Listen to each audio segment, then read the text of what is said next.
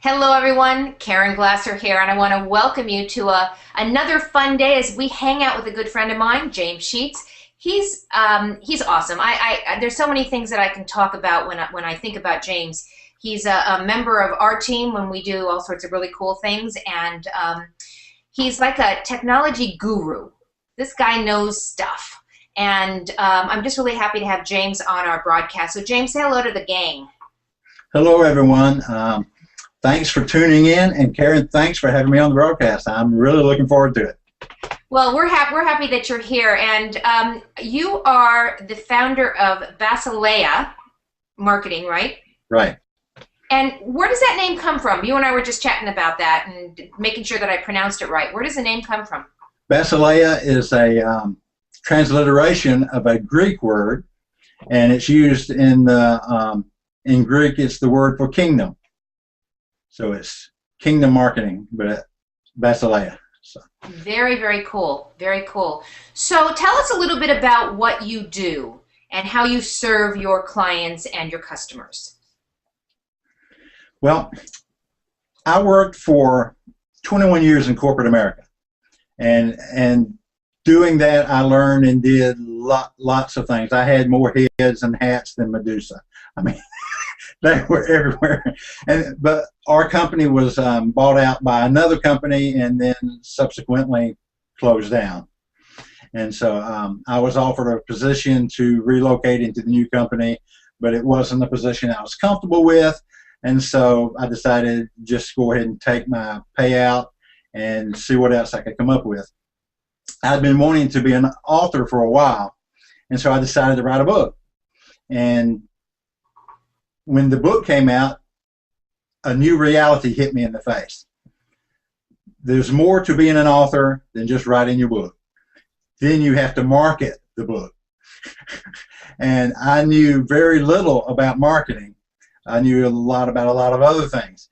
And all of a sudden the reality hit me, oh, I've got to do this now. And I knew nothing about it. And so then I went on a journey of learning the ins and outs of marketing, and was quite a journey. And fortunately, I did learn a few things along the way. And as I went, I realized that my writing and my marketing were actually both businesses. And then that made me a business owner and a business person who was then having to market in order to be successful. And then one day the light went on. There's all sorts of things that I'm learning that I never knew. I didn't know it operated this way. I didn't know this was the environment. I didn't know these are the techniques you needed to use. I didn't know these were the tools and strategies that were available. I didn't know any of that. And then all of a sudden I did know that, and I realized, you know, I might not be the only person that did not know they did not know, you know. And there's other people that might be struggling like I was struggling in the beginning because they didn't know. And then, well, somebody's got to tell them. And so then I decided to make what I learned available to others and I kind of was just playing with it, throwing it out there, seeing if anybody was even interested. And lo and behold, everybody's interested because everybody has a product or a service or a message that they want to give out, either personally in their business, even nonprofits. They all have something they want to do and get out to people. And the problem is, how in the world do you do it? And so exactly. So what's your secret? I mean, you have such a great way about you, and I know just from personally working with you that actually nothing phases you, James. You just do your thing. So what is your secret? I mean, I know that people just adore you. What's your secret? Well, the reason if I'm thick-skinned, it's because I guess I soak in alligator sauce. I don't know. Teasing, I don't know. But just after a while, I mean, I've hit all the bumps. I mean, my life hasn't been always glorious and great. It's had a lot of ups and downs. And through it all, after a while, you learn, you know, some things are not as important as others. And what I've learned is people is all you got. Because cars wear out, houses burn down, economies up and down depending on who's in power and what they do and stuff like that. And if you let all that be, your joy in life, or who you are, how you live, how you act, how you react, that's a miserable existence. And the way I believe, when we leave this world, the only thing we're going to take with it is the relationships we built with other people and what we've been able to give into them to help them. And so my motto is, I want everyone that comes in contact with me to be left in a better position than they were before they met me. And if I don't make them better in what they do, then I failed in what I do. Amen to that. That's awesome. That's awesome. So who are some of your favorite kind of people to work with? Optimistic visionaries. I think that going with status quo is death on the installment plan. I mean, it's just slow death. And you got to write that down somewhere. The truth is, there's always bigger and better coming. The only thing that doesn't change is that everything changes. And so what we have to do is learn, like a good surfer, to look for the next big wave and get on that joker and ride. And find out what the new tools are, find out what's working, what's not working. And I've learned that many times what used to work doesn't work as effectively now. One of my mottos that I say to my customers all the time is, Toto, we're not in Kansas anymore. The old things that used to work and would bring you success now are limited at best, and a lot of them are absolutely useless. They don't work at all anymore. And that's so true in marketing, obviously. That which used to work even a few short months ago is not working today. Those who used to do only email marketing, because that was the holy grail, right? We would all do email marketing, and open rates used to be somewhere between, 35, 40%. Now is dived down to, we're lucky if we get a 12 to 14% open rate, and that's if you're lucky.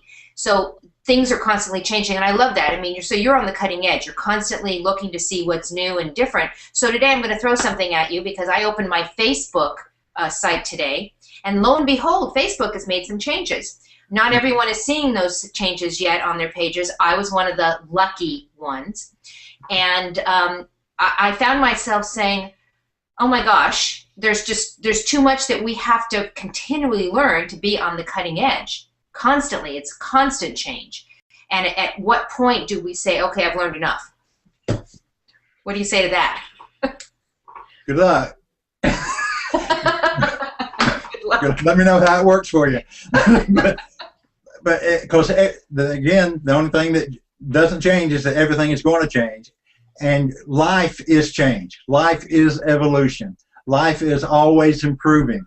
If you're not getting better, you're getting worse. And I use the analogy a lot. Life is like a canoe ride upstream, which means the only way you're going to go anywhere is if you keep paddling.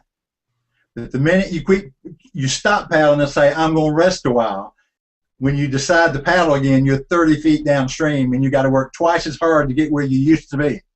That's a great analogy. That is really a great analogy. So what social media platforms are you playing in right now? Facebook, Google Plus, and I'm going to master Google Plus. I think it really has the possibility to be. They recently, like a month and a half, 2 months ago, passed LinkedIn as the second biggest social. And they're still way behind Facebook, but Facebook had a huge head start. But they're going to give Facebook a run for their money, because Facebook is in the midst of an evolution based solely on advertising dollars. Revenue, right, and that's the big change that's happening with Facebook right now. But interestingly about Facebook is, if you've seen the new interface, it looks like Google Plus.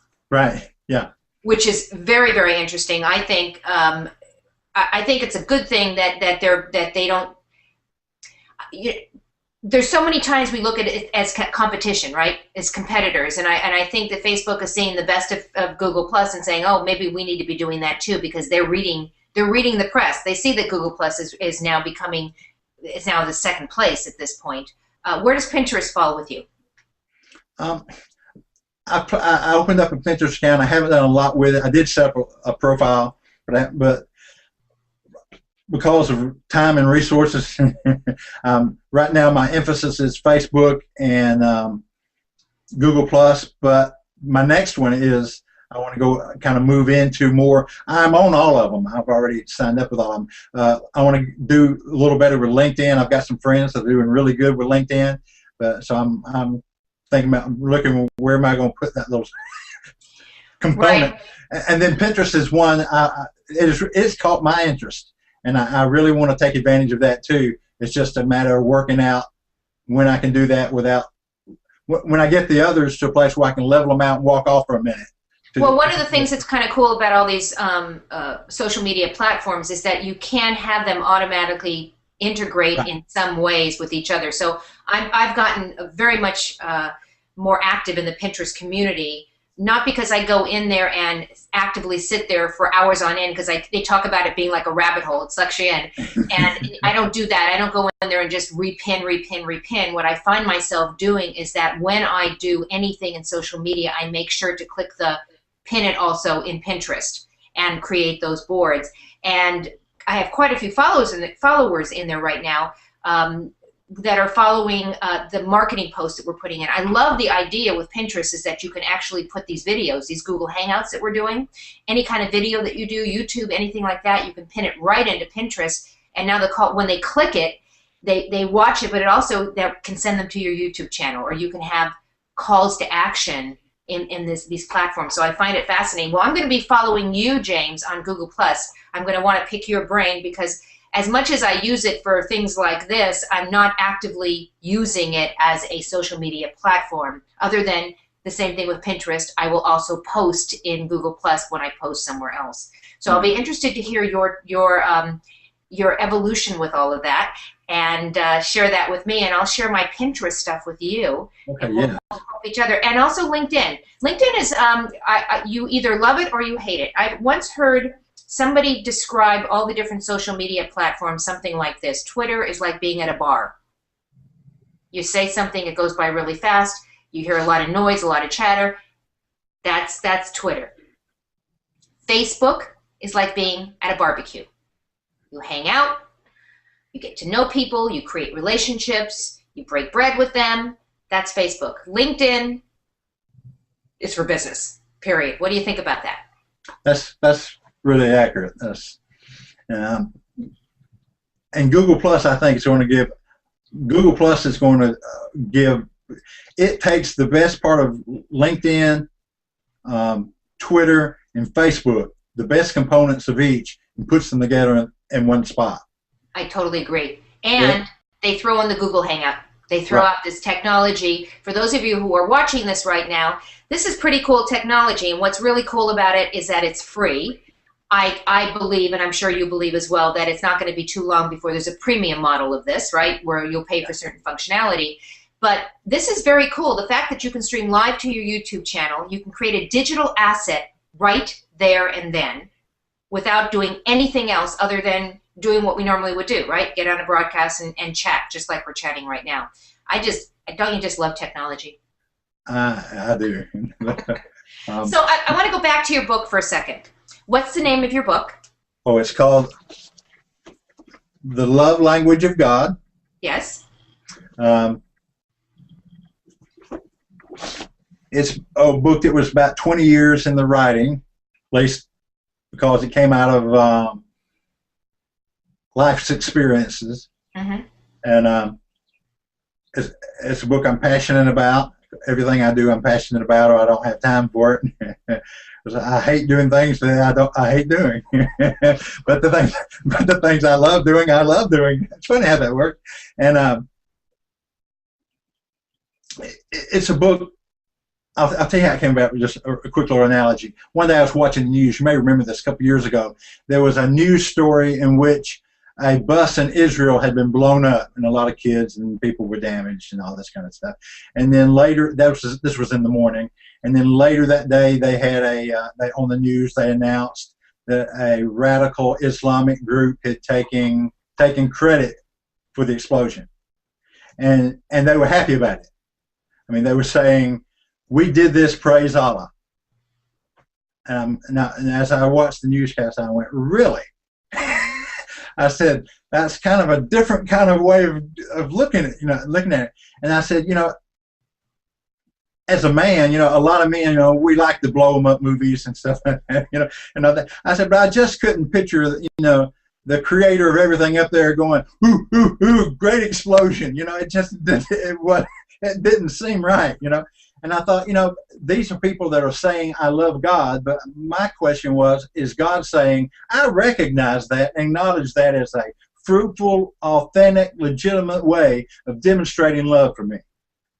Probably not, And so then I thought, oh, that applies in so many levels, in so many people's lives, no matter what your background or stream or theology or stuff like that. Maybe what we're doing isn't really what we should be doing. Especially in the case of what does God. So the book is about what does God think about us, and because I believe anything to do with God has to do with relationship, not just joining something, then maybe if it's a relationship, which is a unique concept, a lot of people don't look at it that way, then I've got to do something, and I have a part in that relationship. Right. What is my part? And am I doing my part?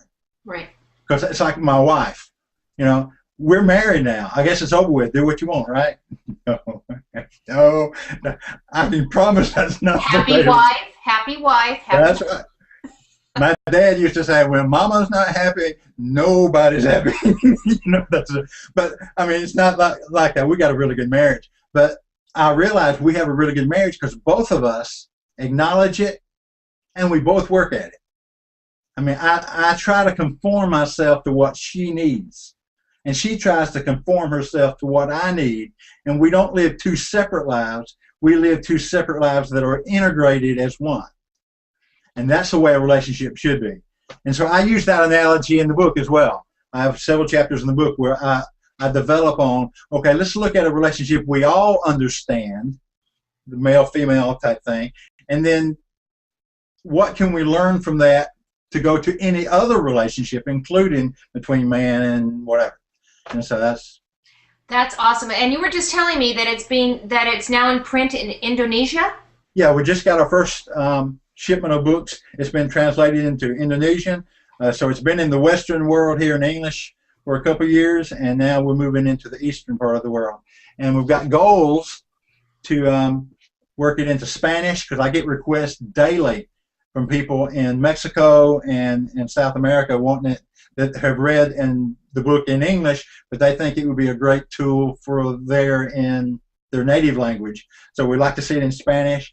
I'd love to see it in Creole. I do a lot of mission work in Haiti, and so when Creole's the language down there. So I would love to see it available in Haiti. Awesome. That is awesome, James. And then I'd like to see it in Russian. I don't know why. I just got this something I love this. So let's put that intention out. Okay. It's not just that you would like it; it's going to be. Yeah. Okay. It will be. Yeah. Absolutely. I have no doubt.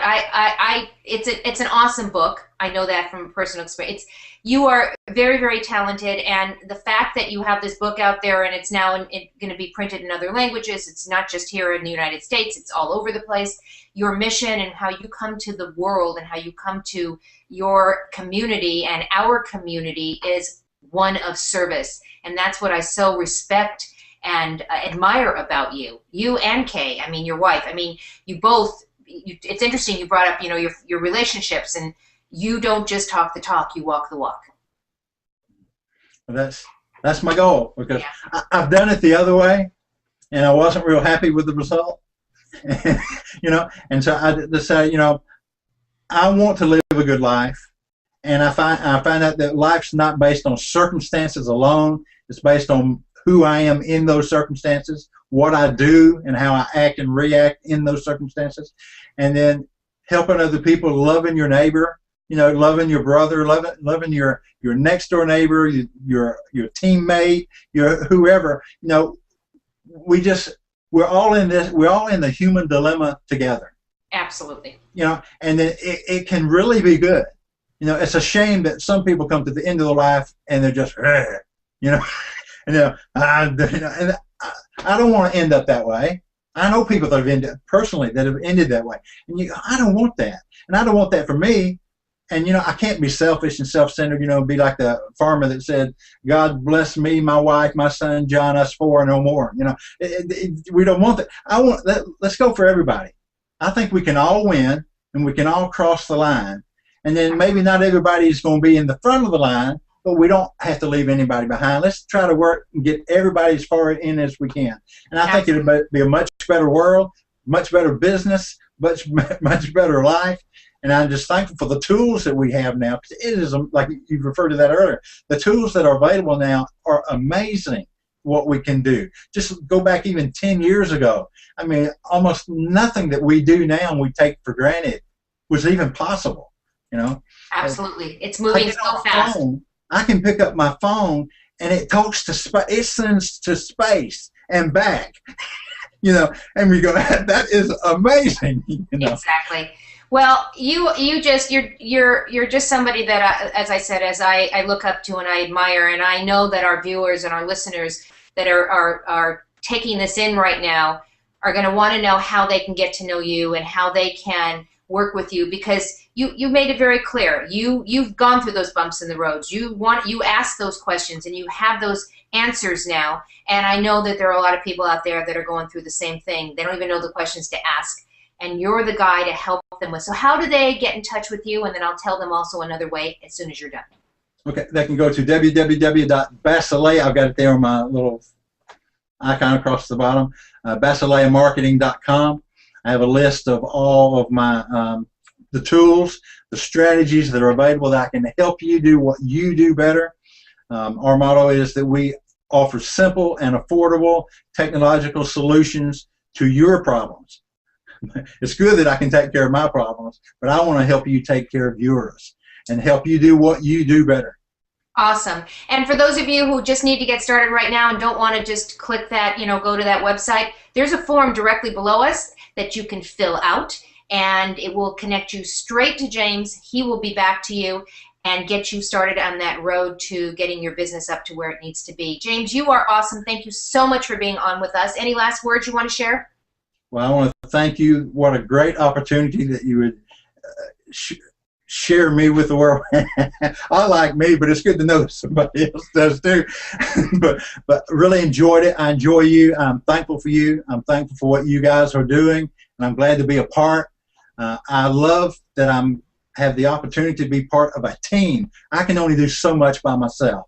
But how amazing it is when you get together a group of people that have the same vision, the same focus, going in the same direction. I mean, it just takes the limit, the cap, the top off of what is possible to go out and be an agent of transformation in business to help people just crush it.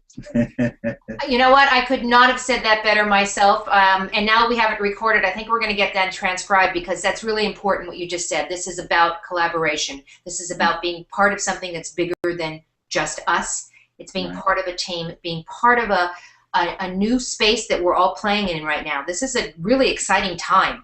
So I am just so grateful for you. I want to thank you for being on the show. I know that you have lots of things going on in your life, and our visitors and our watchers and our listeners, you have a lot of things going on in your life as well, and you've taken time out of your busy day to watch James Sheets talk about what he does and what his passion is. So thank you, James, and thank you to everybody else, and we'll see you really soon. Goodbye, everyone. Bye-bye.